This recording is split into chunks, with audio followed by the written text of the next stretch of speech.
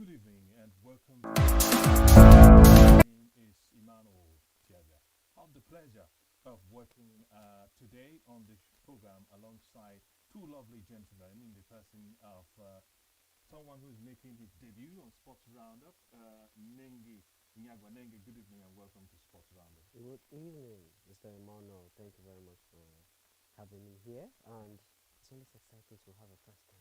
Well, you're making me feel very old. Adding Mister to my name. Let me turn to someone who makes me feel younger. Savior Iquaibom, my regular cool uncle. Welcome on. When you said Mr., I was thinking the grandfather here.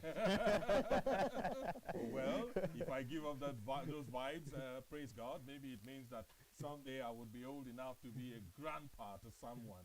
On Sports Roundup today, we'll bring you the updates, and then that will be followed by Athlete Spotlight. And our athlete of the week today is Rena Wakama. Of course, you know that's the Tigers head coach. And then match of the week, which will be looking at the Community Shield. And in looking ahead, we'll be looking at upcoming sporting events. Football transfers will bring your way and the trivia challenge. And because we have already exhausted a few minutes of our time today, let's dive straight into the world of sports, bringing you updates. And today, in our junior athletes' favor, Afili Samuel Ogazi and Chukwe Buka Enekwechi have made significant gains in the latest World Athletics rankings, with Afili now leading Africa in the 200-meter rankings and Ogazi climbing to third in Africa and 12th globally in the 400 meters. The rankings also saw Kaim Sola Ajayi move up to 23rd in the men's 100 meters, while Enekwechi secured the 7th position in the men's shot put, with Kenya and the Netherlands also having strong showings in various categories. Let's look at what the Sports Minister John Eno has said. He confirms that the appointment of a new Super Eagles coach is imminent, with an announcement expected soon to calm the nerves of football fans ahead of a 2025 Africa Cup of Nations qualification tie against the Benin Republic. That's the Squirrels. The Eagles, will they be able to catch the Squirrels this time around? The Super Eagles have been without a coach since Finidi George's resignation in June. And with less than 30 days until the crucial qualifier, Eno has assured that the appointment will be made sooner rather than later. Now, Nengi, you are a Nigerian, and I guess you don't support the indomitable Lions of Cameroon, you support the Super Eagles of Nigeria. The sports minister is saying the announcement will be imminent. Meanwhile, we have another qualifier game in 30 days or less. Yes. And he's still saying imminent. I don't like the way they talk about such things. These are things that are meant to be sorted out as they come. It's meant to be sorted out before it is crucial. Now he knows that the people are angry. Both the fans from Nigeria and the fans out of Nigeria are all angry and all scared that Nigeria might not qualify for the 2026 World Cup. And now they know that if that doesn't come out, there will be fire on their butts. Because there's going to be fire on their butts, they are trying their best to give out a quick fix. And that's what I've complained about many times. They love to give a quick fix. They are always talking about what will we do to just salvage the situation immediately. Fire brigade approach. Yes, and it's not always going to work in the world of sports. The time that those things used to work has passed. These are the times that we say talent is not enough. Hard work pays. Okay, Ikoyabon, let's look at it this way. Who is even on the short list? We are saying it's imminent. Who do you suspect that who have they even spoken to? What's really going on? This is like a blind man leading a blind man. Because we the fans, we don't even know where we're heading.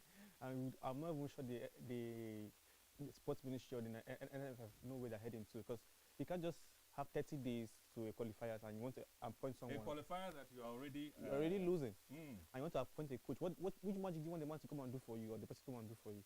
So I feel that maybe the NFL are just trying to rush, as Nenge said, they're just trying to rush everything to get a quick result from all these things, which we won't pay. Already we have seen our failure this from the match already. Because if you bring in a new person right now, you have to implement your own taxes and you don't lot of it to the players. What time do they have to bring this into game? And sixth position in the latest FIFA global rankings, maintaining their status as Africa's top-ranked women's football team despite a disappointing performance at the Women's Summer Olympics in Paris. The Falcons' ranking remains unchanged, with South Africa, Morocco, Zambia, and Ghana following closely behind in the African rankings as the team looks to bounce back from their early exit in the Olympics. That quotation you just gave the other time, blind leading the blind, comes to mind. But let's look at the top 10 women's football teams in the world according to the latest FIFA rankings. And they are, as you can see on your screen, in 10th position is France, in 9th is Korea, 8th is Brazil, 7th is Japan, Canada is 6th, Sweden is 5th, Germany 4th, Spain is 3rd, England is 2nd, and USA leading the way with 2,076.9 points in 1st. Not too long ago, Nigeria used to come in the top 10 of teams in the world, but it does seem a quiet bomb like it has regressed. The Super Falcons are going the way of the Super Eagles. Well, to me, I feel like they got relaxed from after the World Cup performance, because I feel that was their peak performance so far as the Super Falcons.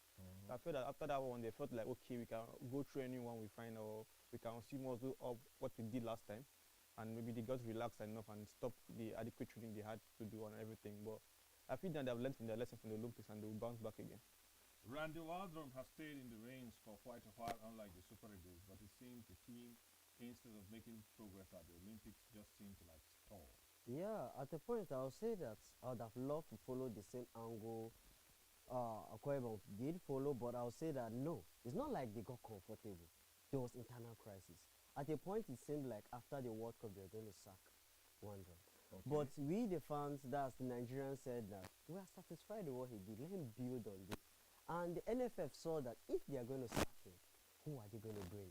You know their policy of owing coaches and making very bad deals. Because they make bad deals to an extent that they give a coach 8 years. And if you're going to sack the coach, you're going to pay the coach the remaining years. So you see that you're on a big lose. And this coach is not doing, it's not that he's not doing his job. He's doing his job. Just that his ego has come in the line of yours. And you're angry that he has brought you out to the public that you're not doing what you're meant to do. So I'll say that that whole problem caused a lot of issues for them. And after the whole tournament, he came out publicly to still say that they didn't give them enough time to prepare for the whole tournament. So I'll say that, yes, once upon a time I do say it, and I'll still say it, that winners celebrate, losers complain. But at this point, Wondrum, I understand if he gives out an excuse, because over time, they have really not given him what he's looking for.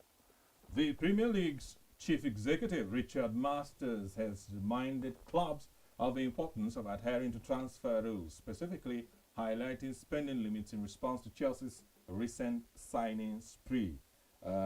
Masters emphasized that clubs must finalize their squads by match day 4 with a limit of 25 players, including 8 homegrown players, and warned that the league will enforce rules if necessary to ensure compliance. Someone said Chelsea is signing players like signature on a blank sheet. I mean, after having a squad of over 40 players last season, you would have expected fire sales from Chelsea, but boom, they have gone on to sign more than 8 players again this transfer window. Yes, I don't know Chelsea to be a team that buy underage players. I call it underage players, or should I use the word academy players, then groom them to be sold off on high prices. But it seems like that's what they are planning to do. So Chelsea were not fond of buying flour. They will buy the cake straight. Yes, because during the days that we knew, or many fans knew the person of Drogba, we knew Eto'o, yes, they knew of Balak. These are players that were known in their country. The new Arsenal. If you ask me, who should I ask? But like right now, even when Arsenal was doing that, what Arsenal did, they made use of those boys.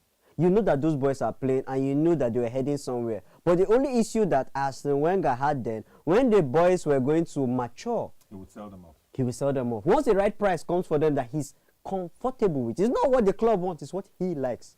So you mean Chelsea are just signing for the sake of They're just signing like, we have the money. Spray it here. Spray it there. Why won't you give to the poor? Let them breathe. Like Chelsea fans will come for you. But the Premier League's chief executive has said, even if the window is open, your squad must be set by match day 4. As Nengi said something about the spray money, one of my friends said that Chelsea had money laundered. Because how will you explain signing such a large squad of players and not having few sales? Like they have 2 or 3 sales this season, and mostly loans, not proper sales, mostly loans. Which that they have to check back to their payments book and everything.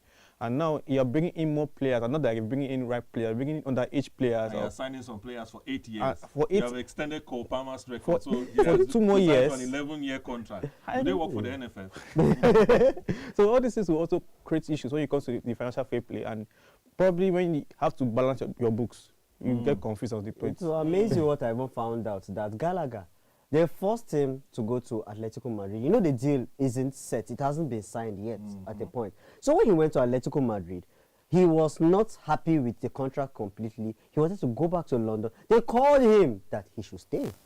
He said that he will book, he struggled to book a private jet to fly back to London. And that was being done underground. But thanks to Romano, my friend, he let me know about it. And I'm bringing it out to the public. So imagine them doing things underground that way. And look at this kind of player. Is that how a player is meant to be treated? Someone that worked his butt off last season for that club. Because a lot of players they bought didn't give them what they are looking for. I'm looking at Lavia. He is a homegrown player. Yes, look at Lavia. Why is Lavia not put on the stake? And even players like Chaloba have been set out of squad, and Broja have been set out of squad too. And these are homegrown players. You have to beat them up. And if you are doing your own academy players like that way, what else will you do to the people you're buying in?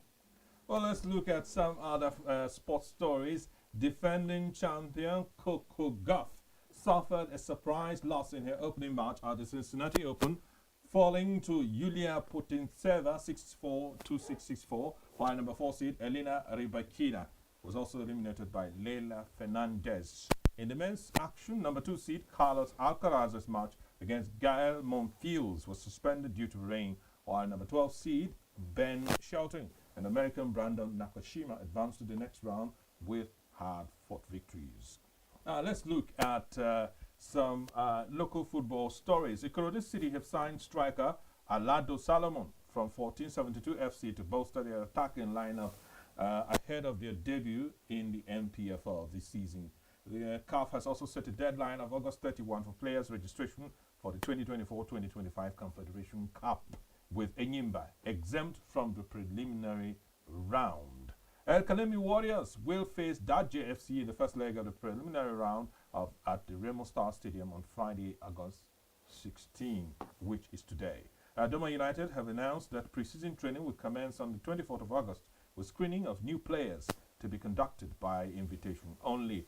Our Rangers International of Enugu have made arrangements for fans to travel to Uyo for their CAF Champions League clash with the US Zilimaju on the 18th of August. That's this Sunday, with a round-trip bus provided for supporters. That's a good initiative, I must say.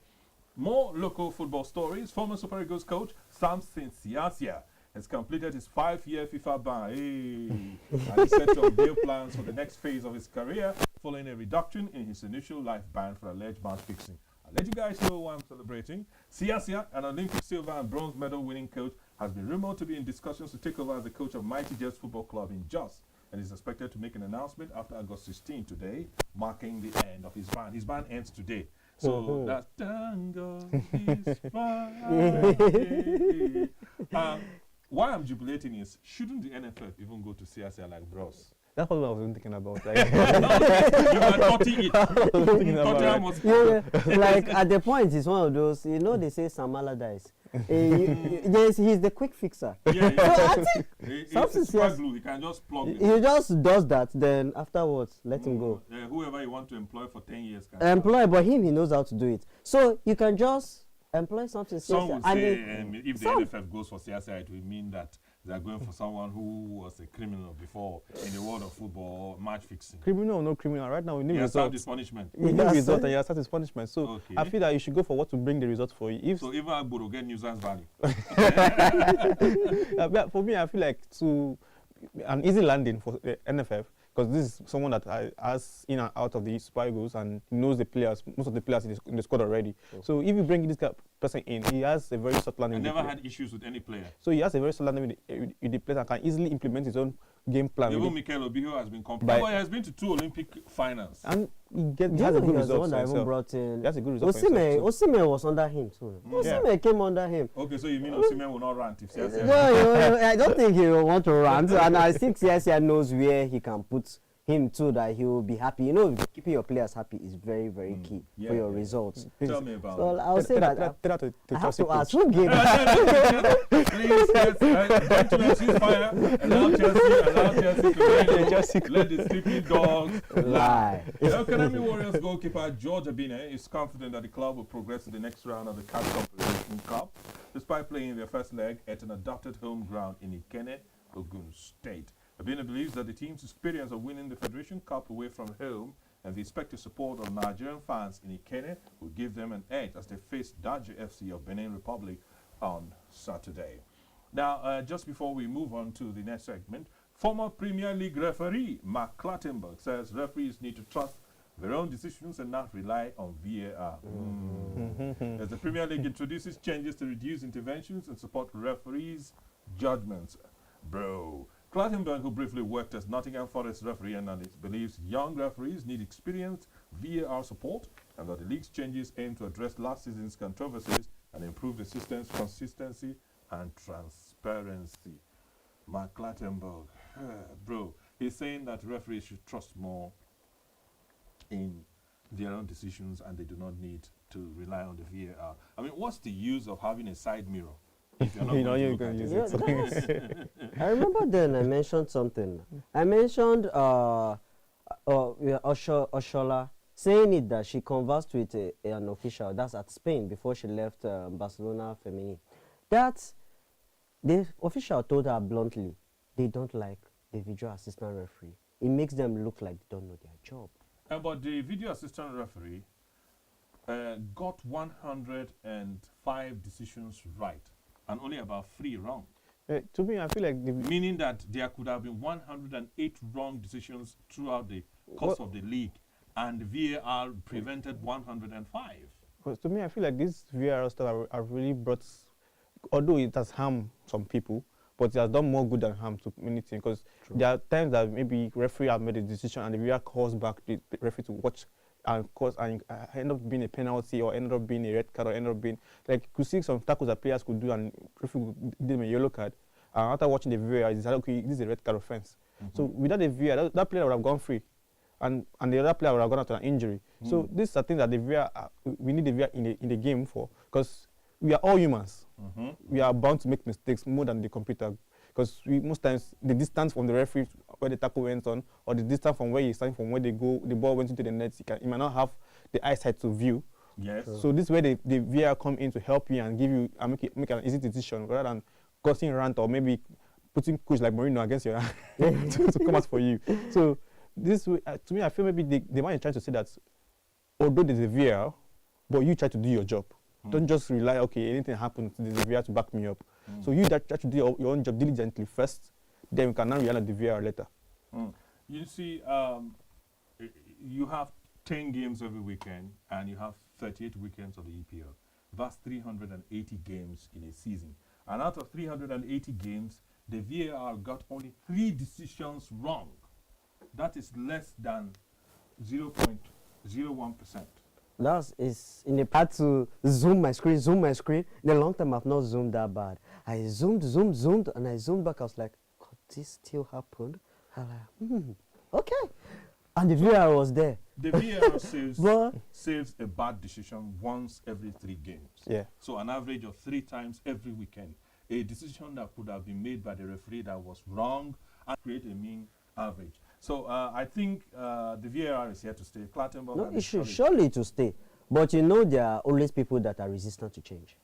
And as you have spoken about that, you know, the old school referees feel that their side should be the best. Their decisions should go. And that's why if you notice, if you listen to people like Van Nistelrooy, when they talk about football now, they despise things that happen. Well, because of time, we'll pause here and then bring you the next segment before we take a break. But all I will say is, if you are resistant to change, stop drinking some of the tablets you are taking for malaria. Keep drinking Dogoyaro. I will see how far that takes you. Our athlete spotlight for this week is Nigeria's the Tigers head coach in the passing of Rena Wakama. Ladies and gentlemen, a round of applause for that young lady. I think she deserves our applause. You are not clapping. Are you angry? She's a Nigerian-American basketball coach and has made history as the first female head coach of the Nigerian senior women's basketball team, leading them to victory in the FIBA Afro-Basket Women competition. Wakama's basketball journey began at Western Carolina University, where she played for 4 years and earned a degree in therapeutic recreation. Oyibo and their different strange courses. She later played for Nigeria's The Tigress and First Bank at the FIBA Africa Champions Cup for Women. As a coach, Wakama started as director of women's basketball operations at Manhattan College before becoming an assistant coach. In 2023, she took the helm as head coach of the Tigress, leading them to a historic win at the FIBA Afro-Basket Women competition. Under Wakama's leadership, Nigeria's The Tigress made history of the 2024 Olympic Games in Paris, becoming the first African team to qualify for the quarterfinals of basketball. She was awarded Best Coach of the tournament by FIBA for her outstanding achievements. She was awarded the Best Coach of the Olympics, even though her team was knocked out At the quarterfinals. At the quarterfinals. I mean, I'm sure that you're proud of her, even though you didn't clap well. Right now, I'm happy to be in Nigeria right now. We did not win a medal, but she won accolades. She didn't win a medal yet, but she has made a name for herself. Because it's not easy going to like the Olympics. I remember speaking to my dad about the Olympics. He was like, it's not easy as you think, because you're coming in from a different background. Okay, he was there. Yeah. Okay. You're coming in from a different background.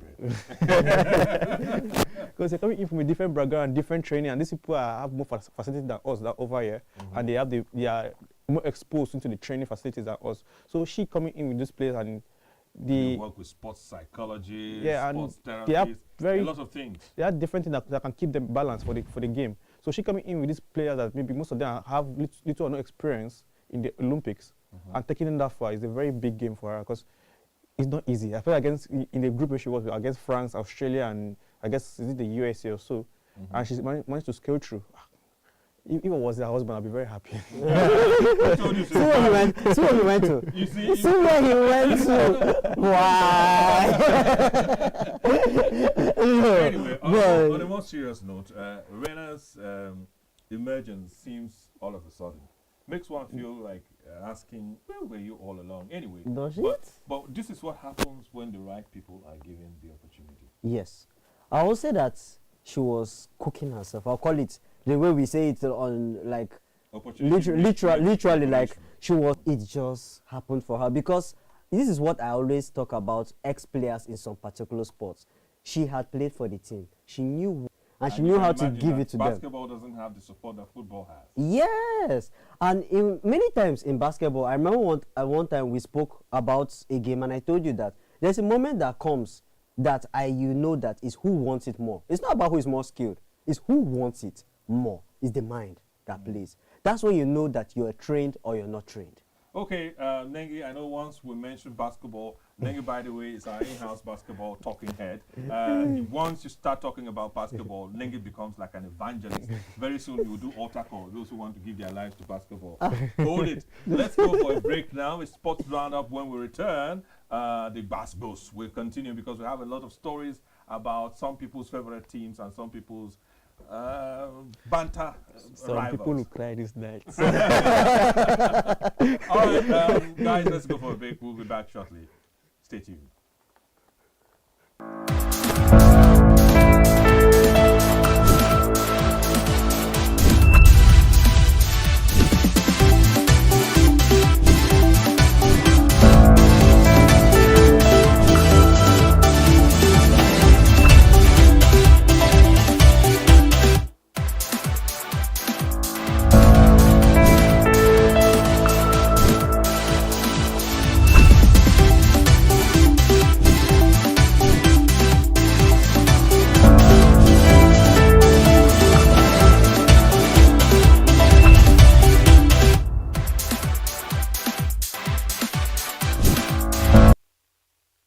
Glad to know that you're still there. Welcome back.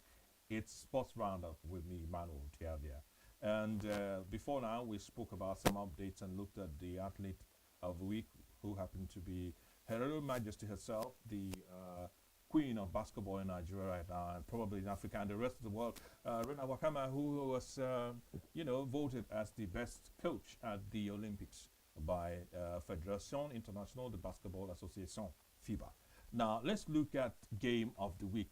Over the weekend, on Saturday, the weekend before this one, the English Football League season, Manchester City versus Manchester United played.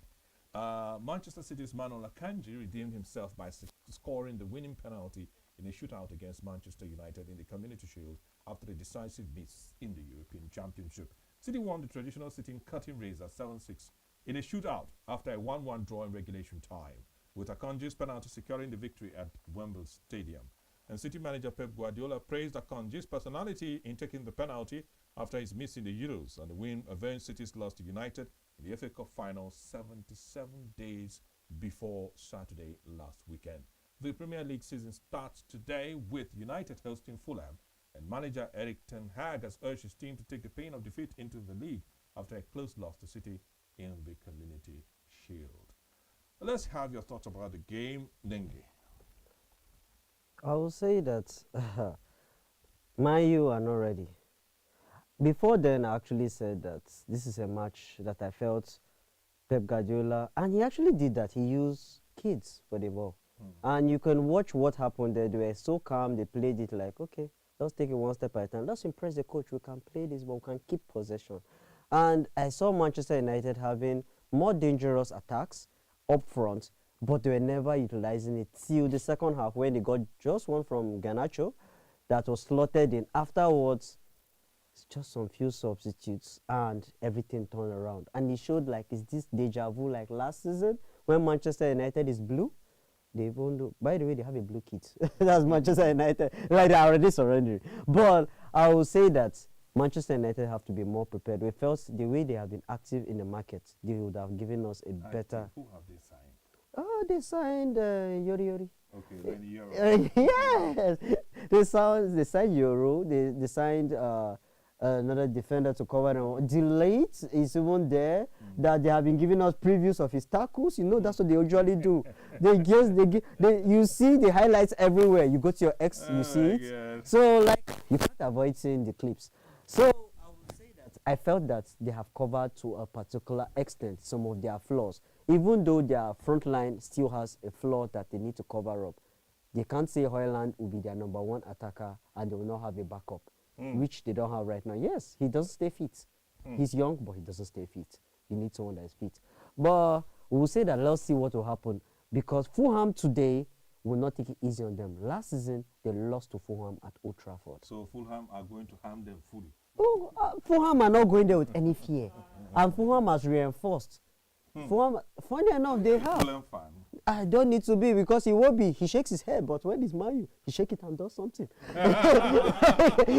Okay, let's turn over to you, Xavier. Today I feel Man U in the game against Man City, they came out not knowing what to expect. So they were like, Really? Yeah, let's just go in there and give our best and whatever comes from it. Sorry. And whatever comes Why are you from suddenly losing your voice? The game is past. and whatever comes from it to get. Because I feel like, how can you go into a game against City, although they didn't come with their full squad, but against City and you're not taking your chances as they come? Because these are people that once they have chances, harm them when the chances come. Because if we miss one, miss two, and they have one, that one could be a crucial one for them. And when they score you one, it's very hard to come back against City. So they lucky enough to score one. And okay, now holding back the lead is not different problem for Man U, because they believe that keep on going forward to attack and scoring the goal, and forget about they have another work to do at the back defensively. And to me, the decline of Casemiro is so surprising for me, because Casemiro in Madrid and when he came to Man U the first season was very top notch. You see him sweeping in to clean the last tackle, but Casemiro now people like Bob are not using to joke with or not dribbling pass. These are things that you have to look out for. And again, moving to the game against Fulham today, wow! To me, I feel like it's not a top team, but I'm not expecting much from Man U as a team. They are going into the game without a number 9 first to start with, a proper number 9 to go into the game with that and give them a goal. And I feel that they are trying to rely on Bruno as a number 9, which is nothing to count for again. Okay, all right. You're still watching Sports Roundup. And we'll take a short break. We'll be back briefly.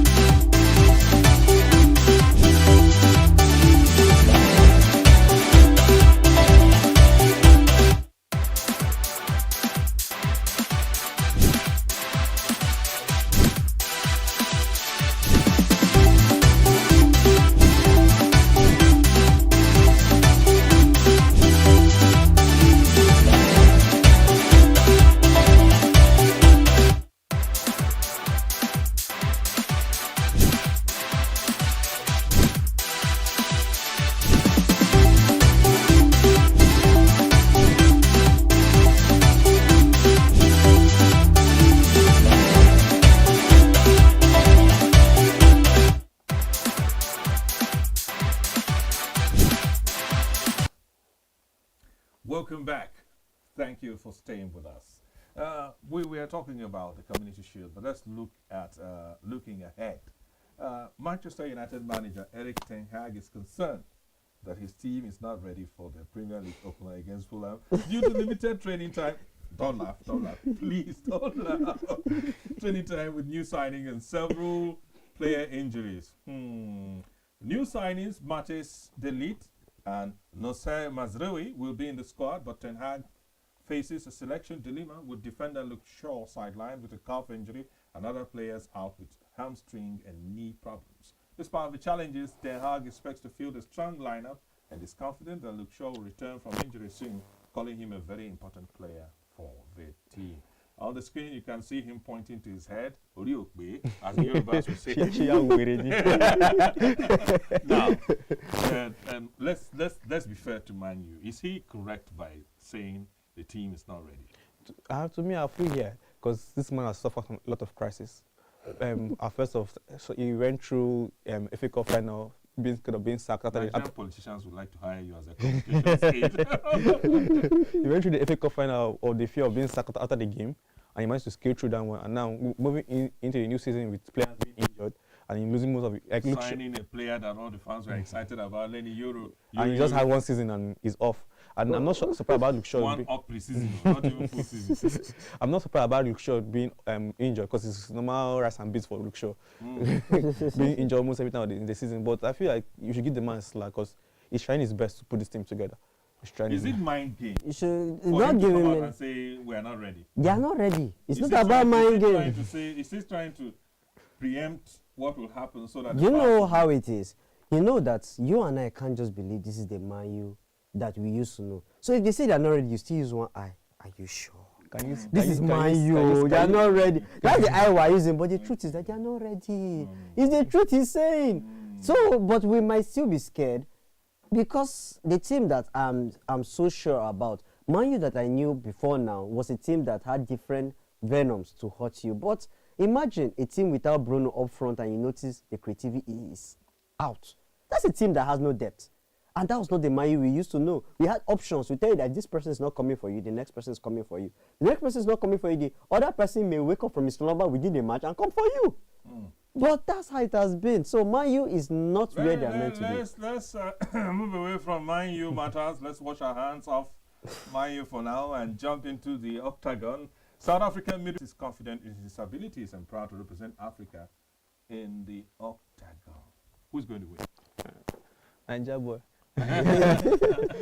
What gives you the confidence? I feel like this guy has taken a long time from fighting and he has this break to recreate and meditate about his fight and watch his fight and see what he has done wrong and where to correct and more time to train. So I feel like this is giving him enough of time and enough of ability to come back from his last loss and harm this guy because Adesanya is not someone to play with. He like going. Have you fought him before? No. He's coming for heads. If I fought him, I wouldn't have begun with you.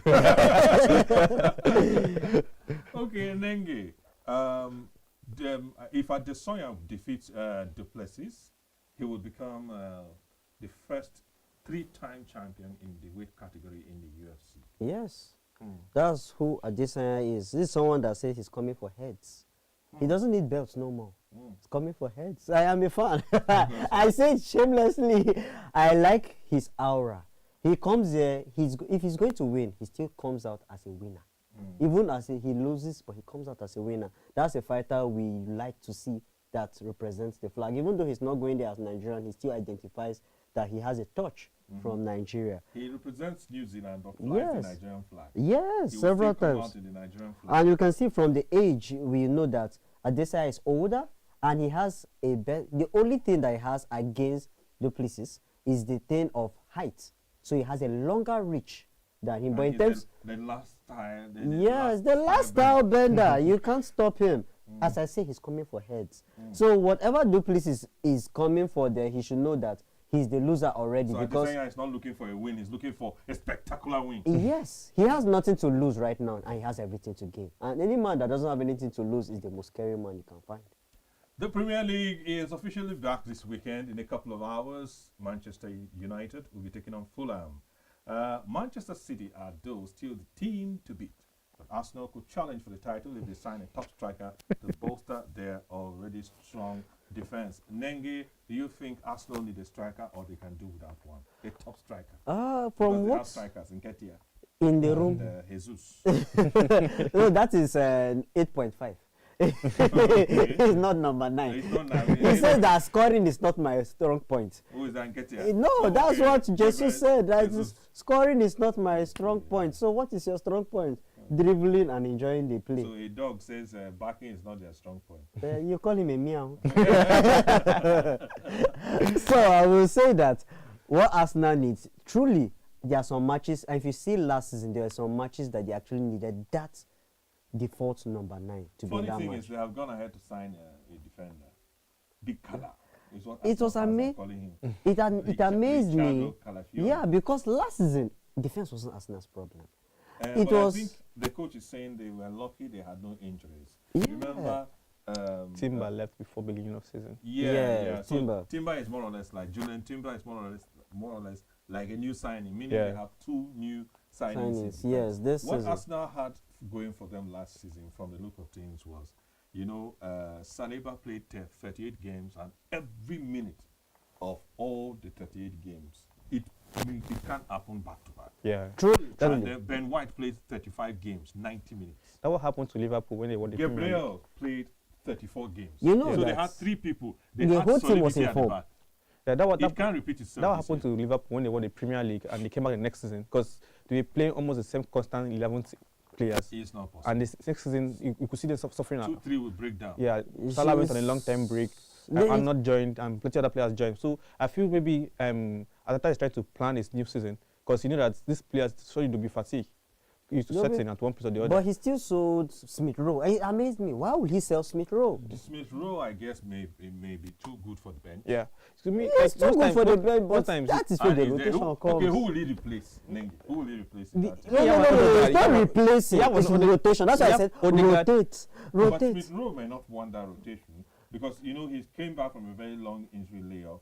It is affecting his development. Maybe he needs 90 minutes week in, week out to really, But you notice last season, Smith Rowe at a point, I had to personally check. I argued with someone that Smith Rowe is on injury. I was like, no, he's fit. I had to go check because I felt he was on injury. And at the point that, Anteta is one of those players that he follows, or he's one of those coaches that follows like Ancelotti that says you don't change a winning team. So he doesn't change his team. It's not a bad thing, To- but to me, at a point you need to just give a touch of Diarra. if Rice and beans is good, but add plantain. If beans and Gary is giving you what you want, You please can't- don't introduce custard. I Aye, think this case of Smith Rowe is like a boyfriend and girlfriend case. I mean, that he had to let the girlfriend go at the end of the point because he's a good player, no doubt, yeah. Yes. But he's not able to fit into the team right now because you have players like Havertz, Odegaard, and this Portugal guy that also comes once in a while to play in. So where does he really fit in? He has no place there. So why don't you just let him go and show his skills somewhere else rather And than you get good money for him. yeah. So that's what happens in the case of Smith Rowe because he's a good player. You are seeing his skills, you are seeing his talent in one game. But I guess sometimes it's also about letting players know that I'm not going to hold you back. Yeah. If there's a need for you to go, I'll let you go. That was Chelsea did with De Bruyne, and they're regretting it. Because I remember when he came into Chelsea under Mourinho, he had some bad games, but you could see the talent coming up. So Chelsea were like, okay, we can't keep you because we have the likes of Oscar and others. Go out and show your talent. And now it's coming back to hurt us. Manchester City's transfer business is ongoing, but one funny thing, they have sold one of their most important players, Julian Alvarez, to Atletico Madrid. This is someone who was 8.5, in your own words, Nengi, who played as a striker and a winger and a midfielder. Yeah. At times he was replacing Kevin De Bruyne. Yeah. At times he was replacing Haaland, and at times he was in the wings. They have sold him. This has left a gap in their squad. Kevin De Bruyne cannot play 38 games throughout the season, and you can't rely only on Haaland. Yes. You can't. At a point, it seemed like They they have would signed have gotten Savinho, but from Musiala. what we saw in the community shield, that guy is not someone you put your game on him. No. he looks like a winger for Leicester. Yeah, he looks like someone you bring in when you're winning 3-0 just to finish off the game. He's not someone you bring in when you're losing a game, or it's not someone you Or bring. was it stage fright? People say Premier League is the biggest league in the world, but I live to disagree on that because have you played like in the Serie A team before? You see that those people are more physical than in the Premier League. And No, but the pressure, let's not talk about it. We'll do that next week. The debate about the bigger league. The EPL is not being so. I think it's the most. I just feel it's it's the most media love. It's the most hyped league. The English media, English media can literally make you buy physics and feel that physics is gold. Let's abandon this sort of okay. Liverpool under new manager and Slot are expected to remain in the top 3, while Newcastle United, without European football this season, could challenge for 4th place if they can strengthen their defense and keep their players fit. Different strokes for different folks. Some people have strikers, don't have defense. Some people have defense, they don't have. Whereas it's just that Imagine everybody. Newcastle getting Arsenal's defense and Arsenal getting Isaac. Just Isaac. It will Wow. Talking about that guy's name just make me, it's like a lullaby. I love his finishes, but he hardly stays fit. That's my problem. He's too tall and too big. And too Yeah, no, but he's very tall but plays like a short striker. yeah, but like with time, when he's fit, you will enjoy him. You will enjoy him. But I will Are say Liverpool that going to finish in the top 3? Liverpool can finish in the top 4. Are they going to finish in the top 3? If the Liverpool plays like Liverpool of last season, they will. If it's Why? Man U now, you'll be very, very acidic in your analysis. Are you a Liverpool fan? Because No. Why I will talk about this? Why I'm talking about Liverpool? You can see why I'm looking at him. Why I'm talking about Liverpool this way is because Liverpool have tasted the Premier League not long, and still they have been tasting top 4. Manchester United, when they get into that top 4, they get scared. When they're even in second, they're like, wow, are we want here? to get him excited, just mention Man U. Okay. Manchester United need a significant improvement to get closer to the top, while Chelsea's recruitment strategy is puzzling. It is puzzling. You will say that some team has defense and some team has strikers. And I think there's Chelsea, they have all of them. Yes, and they still want more. And they still want more. Midfielders, defenders, they are even signed supporters. They have 6 keepers in the team. 8. 8 keepers in the team. As of today, 8. 8 keepers in the team. What are you? I remember someone These are once not said it that keepers from feeder team. I saw the list. I saw the list. I was wowed. When I spoke about it, then someone had to tell me, please leave our team. I was like, okay, I will leave it. But what are you doing with 8 goalkeepers? Okay, if you want to invest, there are ways to invest that you send these keepers on loan and you're getting something from them, then you know that these are the people I'm working with. Once you work with people simultaneously, there are times that people come up and help you. And that's what has helped teams like Liverpool. At times Let that me ask they this didn't critical really question understand. to you. Do you see Chelsea finishing in the top 4? Top 4. Nope. No. Despite their gigantic squad? No. They won't finish top 4. They might finish top 6 at most, as they did last season, but top 4, no. Because this Maresca's game plan, from what I've seen through the preseason, is something that you need a specific team of players to implement. So one mistake or one wrong arrangement in the lineup, everything is messed up. You could see in games like against Celtic, when they were trying to move out with off the ball, you could see people like Lavia suffering because he has no cover in the game. But they managed to upgrade that in the games against City, but they still lost, and also against Inter. But in the in the game plan I implement that it needs position play.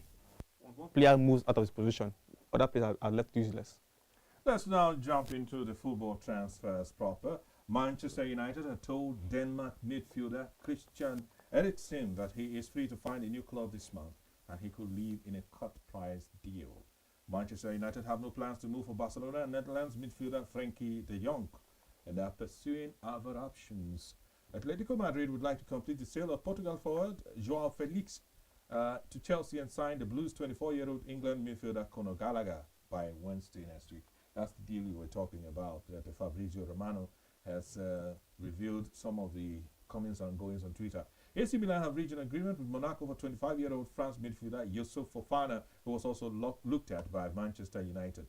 Manchester United are in ongoing talks with Burnley over a deal for 26-year-old Norway midfielder Sander Berg. Man U seem to be very busy. West Ham have inquired about a move for Paris Saint-Germain and Spain midfielder Carlos Soler. Former Chelsea boss Mauricio Pochettino has agreed to become the new United States men's national team coach, with the responsibility of leading the team into the 2026 World Cup. Championship clubs Stoke City, Swansea City, and Oxford United are interested in signing 20-year-old Scottish right back Max Johnston from Sturm Graz. And Union Berlin and Getafe are leading the race to sign English forward Cameron Archer-Jones on loan from Aston Villa.